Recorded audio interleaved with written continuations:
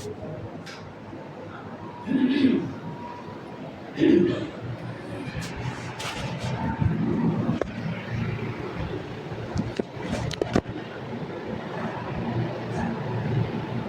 عليكم ورحمة الله وبركاته.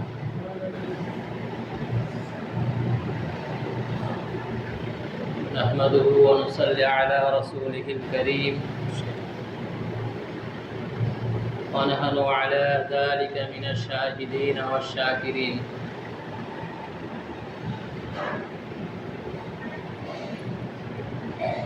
وقال الله تبارك وتعالى في كلامه المجيد: فمن يعمل مثقال ذرة خيرا يره ومن يعمل مثقال ذرة شرا يره. صدق الله العظيم وصدق رسوله النبي الكريم ونحن على ذلك من الشاهدين والشاكرين. محترم دوستو बुजुर्गो, আল্লাহ তাবারক তাআলার বড় মেহেরবানি, যিনি আমাদেরকে মুসলমান করে দুনিয়াতে পাঠিয়েছেন এবং মুসলমান হওয়ার বাদাওলাতে আল্লাহ তাবারক তাআলার ঘরে এসে তার ইবাদত করার উদ্দেশ্যে আসার এবং বসার তৌফিক দান করলেন। তার জন্য আমরা সকলে শুকরিয়া শুরু করি আলহামদুলিল্লাহ। শতকোটি দরুদ ও সালাম বর্ষিত হোক সেই মহান নবীর প্রতি, যে নবী সারাটা জীবন উম্মতের জন্য কঠোর পরিশ্রম করলেন। কিসের জন্যে? যে উম্মত যাতে জাহান্নাম থেকে বেঁচে জান্নাতে চলে যায়, এবং এই মেহনতটা কোনো স্বার্থের জন্য নয়,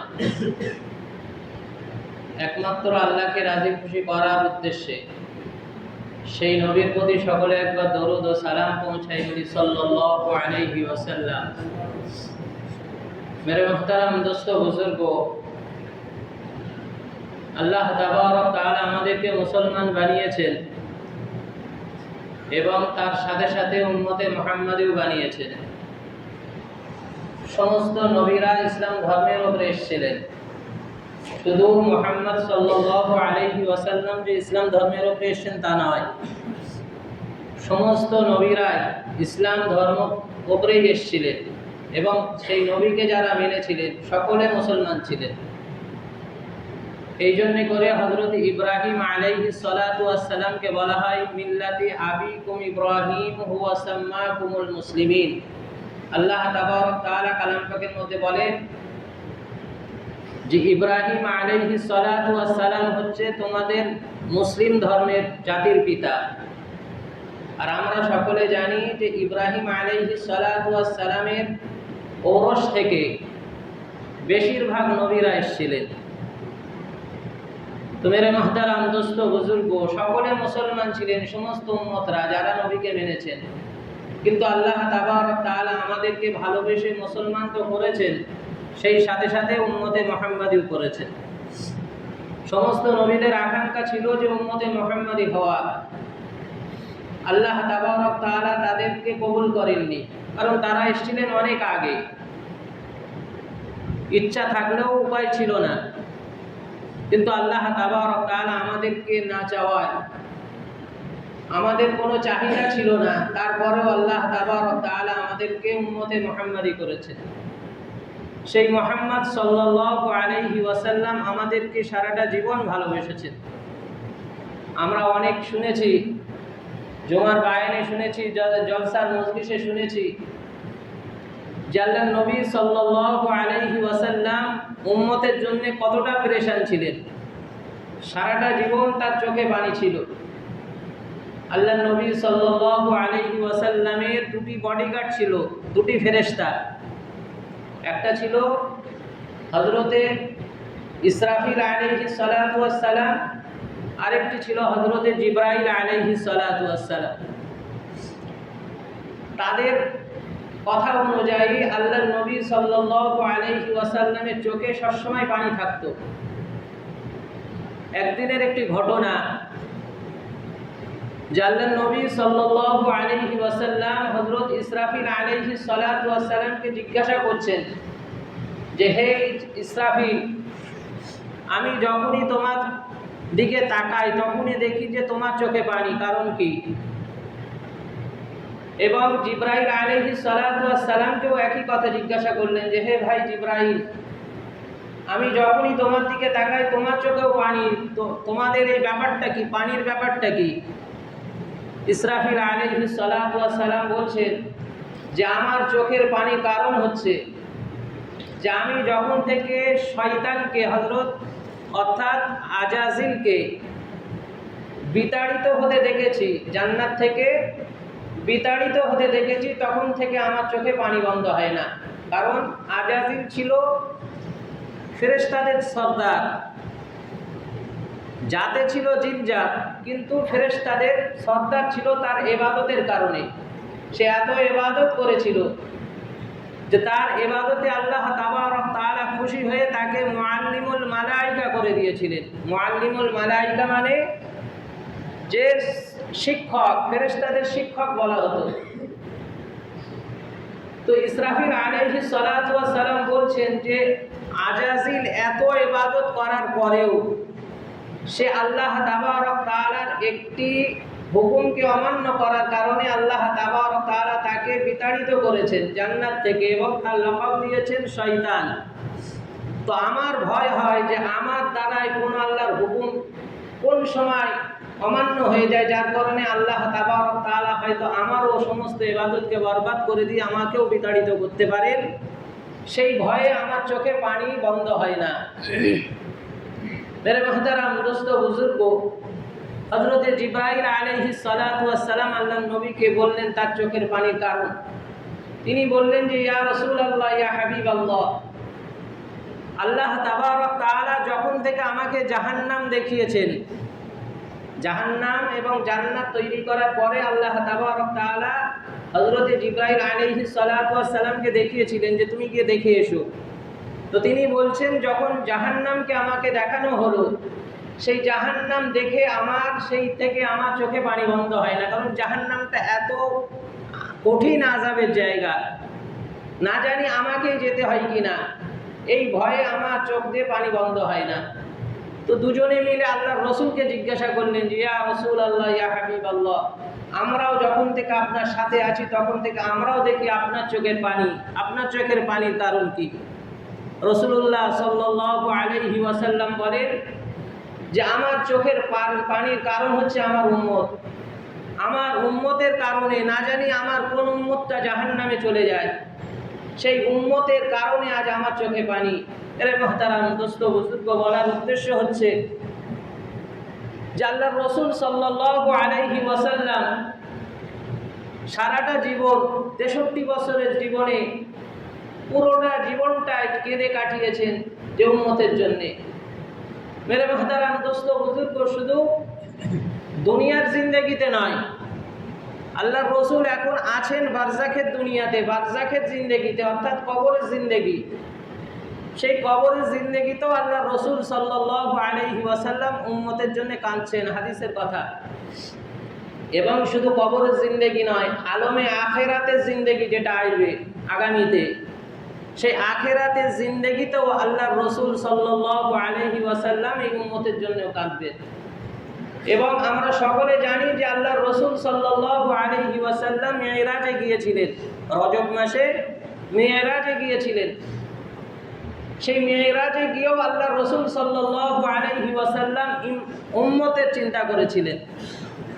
তার মেয়ে, তার নাতি, তার নাতনি, তার জামাই, তার স্ত্রীদের কথা মিরাজে গিয়ে চিন্তা করেননি, উম্মতের কথা।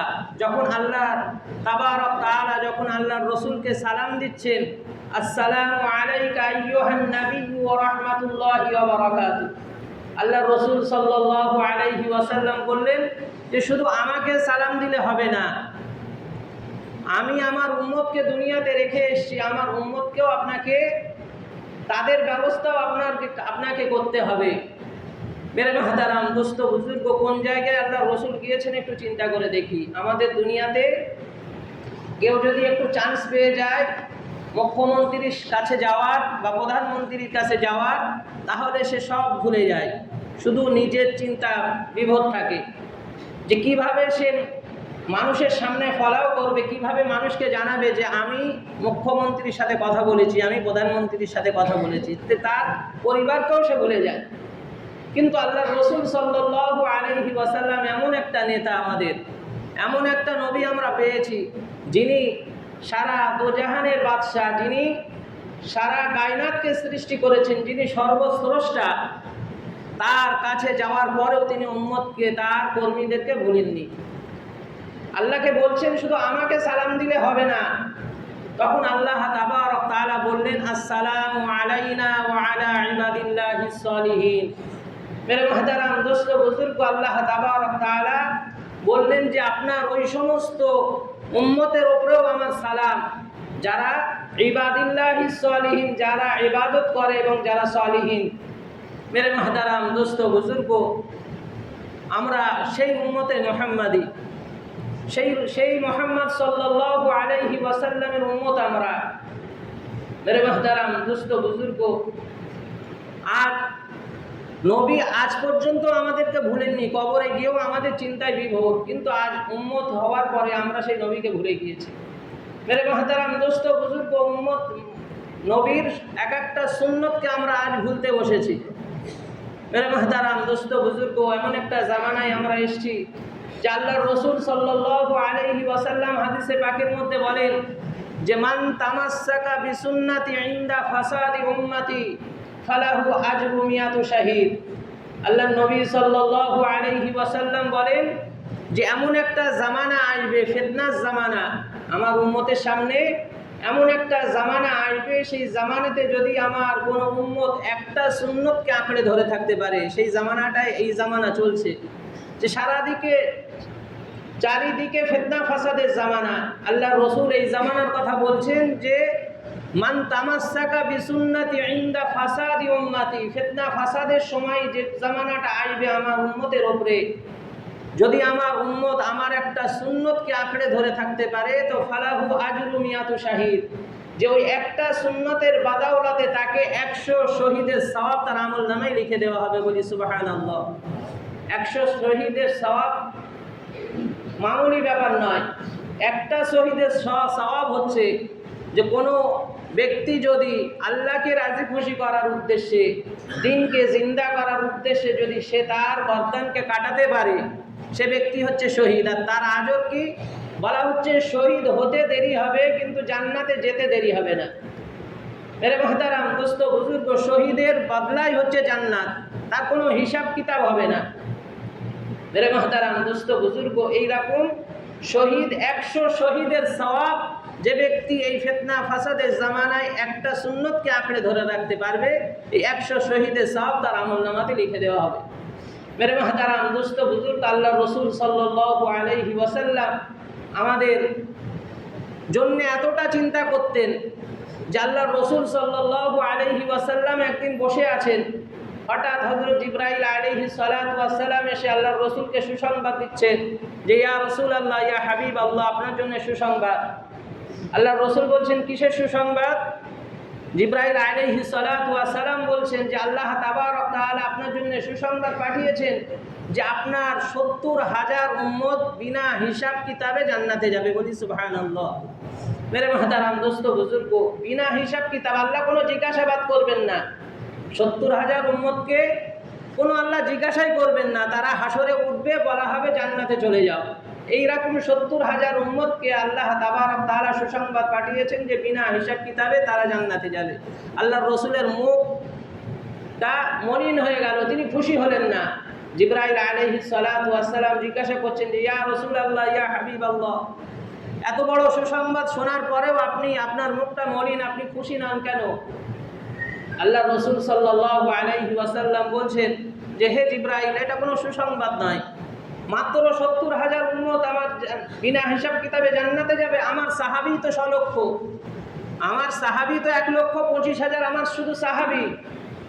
যদি 70,000 বিনা হিসাব কিতাবে যায়, তাহলে তো আমার সাহাবীদের মধ্যে অনেকে বাদ পড়ে যাবে।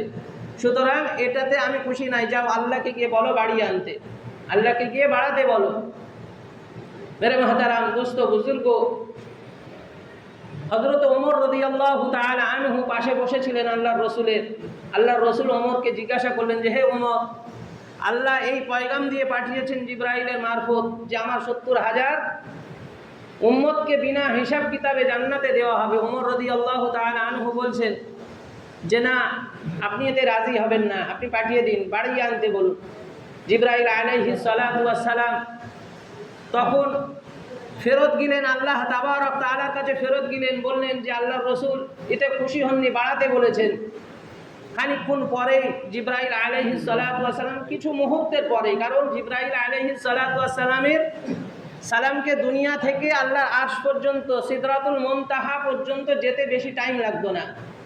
একদিন আল্লাহর রসুল সাল্লাল্লাহু আলাইহি ওয়াসাল্লাম জিবরাইলকে জিজ্ঞাসা করছেন যে, হে জিবরাইল, তুমি যে আল্লাহর ওহীকে আমার কাছে নিয়ে আসো, তো এই যাওয়া আসাতে তোমার সময় কতটা লাগে? আল্লাহর রসুল জিবরাইলকে জিজ্ঞাসা করছেন যে আল্লাহর কাছে তোমার যে ওহীটা নিয়ে আসো বা আমার প্রয়োজনে তুমি যে আল্লাহর কাছে যাও, এই যাওয়া আসাতে তোমার সময় কতটা লাগে? সিদরাতুল মুনতাহা। জিবরাইল আলাইহিস সালাতু ওয়াস সালাম বলছেন যে এটা আমিও জানিনি, তবে আপনাকে একটা অনুমান দিতে পারি।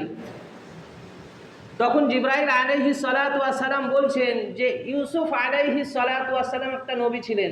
আমরা সকলে জানি যে 12টা ভাই, তার 10টা ভাই তাকে কুয়াতে ফেলেছিলেন। তো তখন জিবরাইল আলাইহিস সালাতু ওয়াস সালাম বলছেন যে ইউসুফের 10 ভাই যখন ইউসুফকে কুয়াতে ফেলে, তারা ইউসুফকে কুয়ার উপরে ছেড়ে দিয়েছে। তো ওপর থেকে যদি কোনো ভারী জিনিসকে ছাড়া হয়, তো নিচেই যেতে কতক্ষণ সময় লাগে কুয়ার পানিতে? তো জিবরাইল আলাইহিস সালাতু ওয়াস সালাম বলছেন যখন ইউসুফের 10 ভাই তার ইউসুফকে যখন কুয়াতে ছেড়ে দিয়েছে, তখন আমি সিদরাতুল মুনতাহাতে রয়েছি। তখন আল্লাহ আমাকে আদেশ করছে যে, হে জিবরাইল, তুমি যাও, আমার ইউসুফকে পানিতে পা ঠাকার আগে তুমি তাকে ধরে নাও। জিবরাইল আলাইহিস সালাতু ওয়াস সালাম বলছেন যে যখন তার 10 ভাই তাকে ছেড়ে দিয়েছে, সে কুয়াতে ঢুকছে, তখন আল্লাহ আমাকে আদেশ করছেন, আমি তখন সিদরাতুল মুনতাহাতে রয়েছি, 7ম আসমানে। আর আল্লাহর হুকুম পাওয়ার পরেই আমি তাকে এসে ধরে নিয়েছি, তার পাটাও পর্যন্ত পানিতে ঠেকিনি। তাহলে জিবরাইলের কত সময় লাগে আকাশ থেকে আসতে, 7ম আসমান থেকে আসতে? তো আল্লাহ নবী সাল্লাল্লাহু আলাইহি ওয়াসাল্লাম জিবরাইলকে বলছেন যে তুমি আল্লাহর কাছে গিয়ে বাড়িয়ে নিয়ে এসো, 70,000-এ আমি রাজি নই। জিবরাইল আলাইহিস সালাতু ওয়াস সালাম মুহূর্তের মধ্যে আল্লাহ থেকে পয়গাম আবার নিয়ে আসলেন।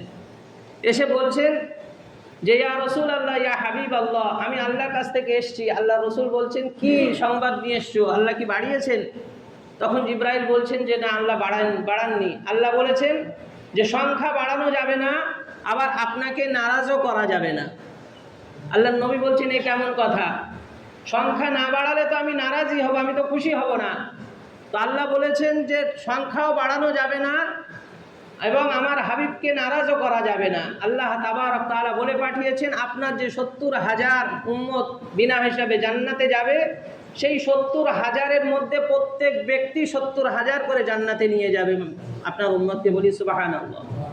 মেরে মুহতারাম দোস্ত বুজুর্গ, একটু হিসাবটা করি যে 70,000-এর প্রত্যেক ব্যক্তি যদি 70,000 করে জান্নাতে নিয়ে যায়, তাহলে 70 × 70 4,90,000, 4,7,49, 4,90,000 উম্মত বিনা হিসাবে জান্নাতে যাবে। মেরে মুহতারাম দোস্ত বুজুর্গ, এটা হচ্ছে বিনা হিসাবে।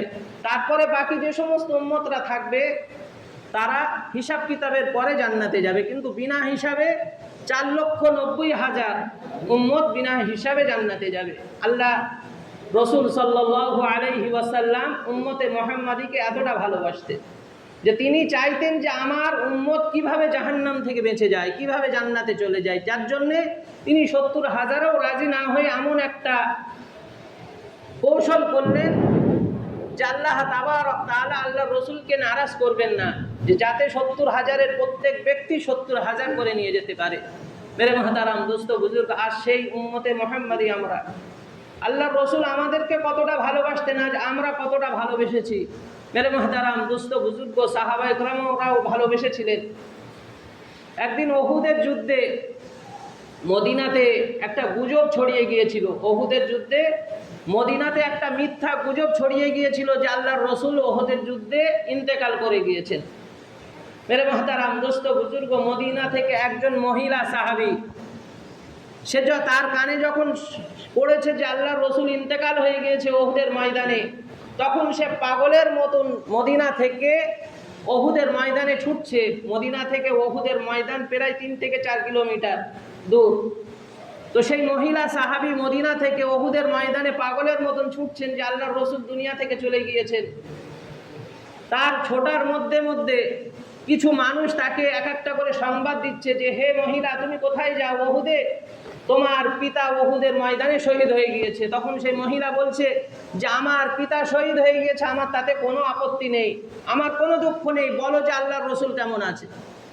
আবার কিছু দূর যায়, আবার আরেকজন তাকে সংবাদ দেয় যে, হে মহিলা, তুমি যে ওহুদের ময়দানের দিকে ছুটছো, তোমার স্বামী ওহুদের ময়দানে শহীদ হয়ে গিয়েছে। সেই মহিলা বলছে যে আমার কোনো দুঃখ নেই, শুধু বলো আল্লাহর রসুল কেমন আছে। তারা কেউ বলতে পারছে না। আবার কিছু দূর যায়, আবার বলে তোমার ছেলে শহীদ হয়েছে। কিছু দূর যায়, আবার বলে তোমার বড় ভাই শহীদ হয়ে গিয়েছে। মহিলা একটাই কথা, কোনো দুঃখ নেই, আমার কে শহীদ হলো আমি দেখতে চাই না, বলো আল্লাহর রসুল কেমন আছে। মেরে মহতারাম দোস্ত বুজুর্গ, মহিলা সাহাবী যখন ওহুদে পৌঁছালো, তখন দেখে যে কিছু মানুষ জড়ো হয়ে ঘিরে দাঁড়িয়ে আছে। তিনি সবাইকে সাইড করতে করতে গিয়ে দেখেন যে আল্লাহর রসুল রক্তাক্ত অবস্থায় জীবিত আছেন। তার দান্দান মোবারক শহীদ হয়ে গিয়েছে এবং তার মাথার যে হেলমেট ছিল যুদ্ধের, সেই লোহা মাথার কপালে ঢুকে কপাল থেকে রক্ত বার হয়ে তার শরীর রক্তাক্ত, কিন্তু জীবিত আছেন। মহিলা সাহাবী আল্লাহর রসুলকে বলছেন যে, ইয়া রসুল আল্লাহ, ইয়া হাবিব আল্লাহ, আমি মদিনা থেকে ছুটে আসছি, আমি রাস্তাতে অনেক সংবাদ পেয়েছি, আমার পিতা শহীদ হয়ে গিয়েছে, আমার স্বামী শহীদ হয়ে গিয়েছে, আমার ছেলে আমার ভাই শহীদ হয়ে গিয়েছে, আমার কোনো দুঃখ নেই, আমি খুশি যে আপনি জীবিত আছেন। মেরে মহতারাম দোস্ত বুজুর্গ, আজ আমরা আল্লাহর রসুলকে ভালোবাসি বৎসরে একবার, আর তারাও আল্লাহর রসুলকে ভালোবাসতেন। মেরে মহতারাম দোস্ত বুজুর্গ, সাহাবীরা, পাখাগুলো একটু অফ করে দেন, টানতে পারছে না ব্যাটারি, পাখাগুলো একটু অফ করে দেন। মেরে মহতারাম দোস্ত বুজুর্গ, ওপরে দোতলায় যারা আছেন দোতলায় পাখাগুলো অফ করে দেবেন। মেরে মহতারাম দোস্ত বুজুর্গ, আমরা বছরে একবার আল্লাহর রসুলকে ভালোবাসি। তারা আল্লাহর রসুলকে যেমন ভালোবাসতেন, আবার জান্নাতের প্রত্যাশাও তাদের ছিল। মেরে মহতারাম দোস্ত বুজুর্গ, আমরা তো মুখে বলি যে আমরা জান্নাতে যাব, কিন্তু জান্নাতে যাওয়ার কোনো কাজ করিনি। শুধু 5 ওয়াক্ত নামাজ পড়ি, মনে করি 5 ওয়াক্ত নামাজ পড়ি, জুমার নামাজ পড়ি, আমরা মনে করি যে আমরা জান্নাতে চলে যাব, কিন্তু জান্নাতে যাওয়ার কোনো কাজ আমরা করি না। একজন সাহাবী আল্লাহর রসুল সাল্লাল্লাহু আলাইহি ওয়াসাল্লামকে বলছেন যে, ইয়া রসুল আল্লাহ, ইয়া হাবিব আল্লাহ, আমার একটা প্রতিবেশী আছে, যার একটা খেজুর গাছ, খেজুর গাছের গোড়াটা তার সীমানাতে, তার জমিনে লাগানো আছে, কিন্তু খেজুর গাছের পুরো মাথাটা আমার জমিনে আসে। ওই খেজুর গাছ থেকে কিছু খেজুর পড়ে, আমার ছোট ছোট ছেলেপুলেরা সেই খেজুরটা কুড়িয়ে খায়, কিন্তু ওই প্রতিবেশী এমনই একটা মানুষ যে আমার ছেলেপুলে যখন খেজুর খায় সে মুখ থেকে বার করেও নেয়। এরকম একটা প্রতিবেশী। সে মুসলমান ছিল, কিন্তু মুনাফিক মুসলমান ছিল। যার খেজুর গাছ ছিল সে মুনাফিক ছিল। তো আল্লাহর রসুল সাল্লাল্লাহু আলাইহি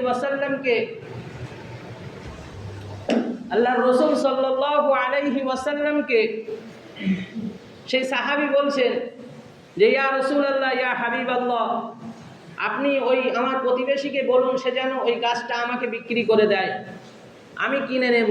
আল্লাহর রসুল সাল্লাল্লাহু আলাইহি ওয়াসাল্লাম সেই তার প্রতিবেশী সাহাবী মুনাফিককে গিয়ে আল্লাহর রসুল বললেন যে, তোমার ওই গাছটা তোমার প্রতিবেশী সাহাবীকে বিক্রি করে দাও, কারণ তা তোমার গাছের পুরো ডালপালা তার দিকে, তার ছেলেপুলেরা খেজুর খায়, কিন্তু তুমি খেতে দাও না, সুতরাং তোমার গাছটা তাকে বিক্রি করে দাও।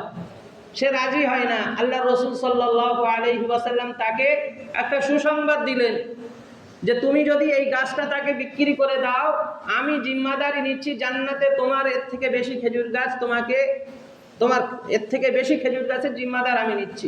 সে মুনাফিক ছিল, তার মধ্যে জান্নাতের কোনো আশা ছিল না, সে দুনিয়াটাই বুঝতো যেমন আমাদের মধ্যে এখন আমরা দুনিয়া বেশি বুঝি, জান্নাত যতই জান্নাতের ওয়াজ করা হোক, যতই দান করার কথা বলা হোক, আমাদের ভেতরে কোনো রেখাপাত করে না।